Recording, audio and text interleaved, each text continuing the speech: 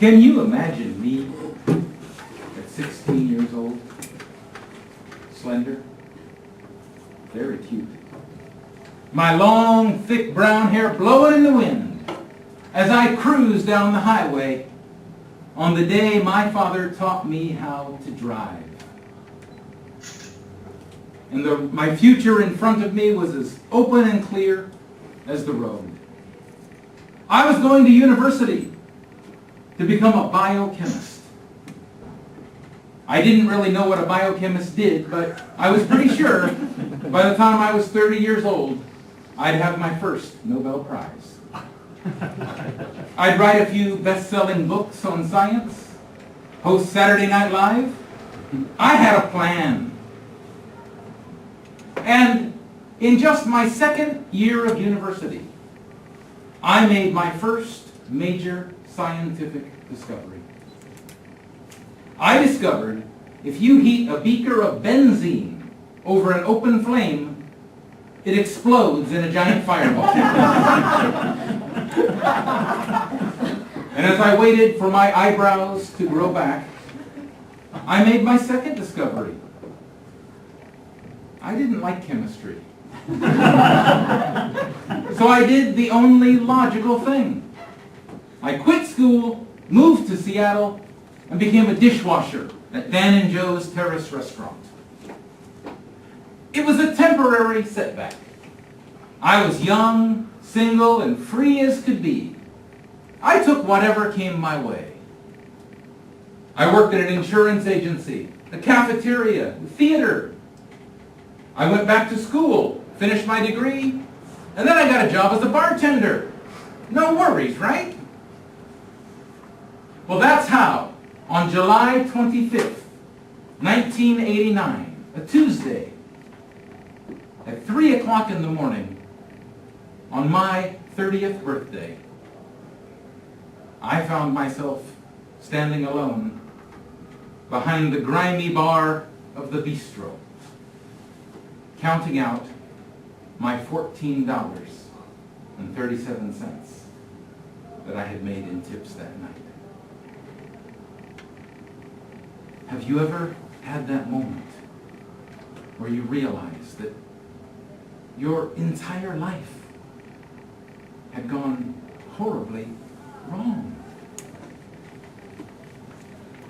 As I looked in the mirror behind the bar, I didn't see that young, optimistic 16-year-old with the bright and glorious future. I saw a guy going nowhere. Was it possible that my life had peaked at 16, the day my father taught me how to drive? I thought we were just going out to run some errands. But when we got to the car, he just tossed me the keys and said, "Drive." I got behind the wheel for the first time and started the engine on our huge 1967 Chevy Bel Air station wagon. I pulled away from the curb.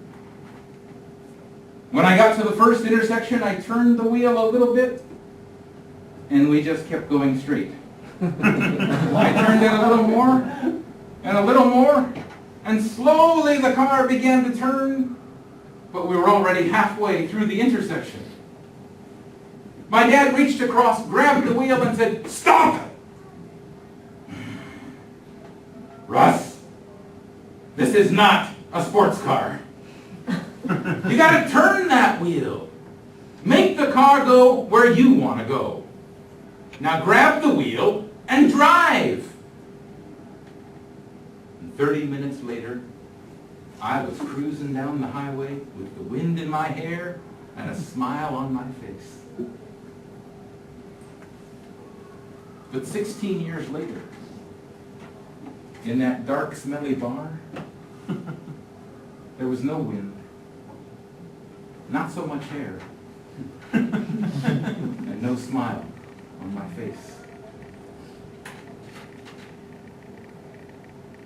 What had gone wrong?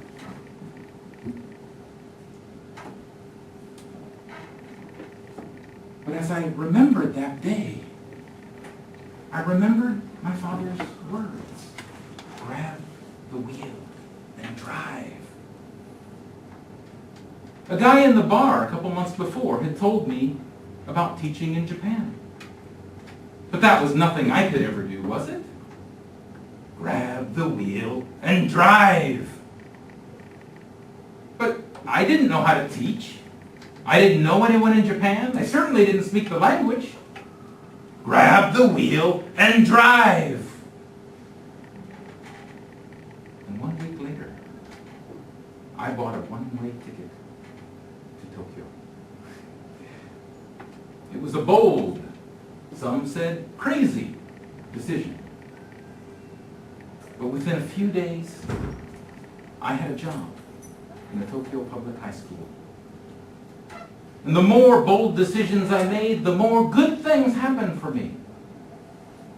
I went back to school and got my master's degree in education.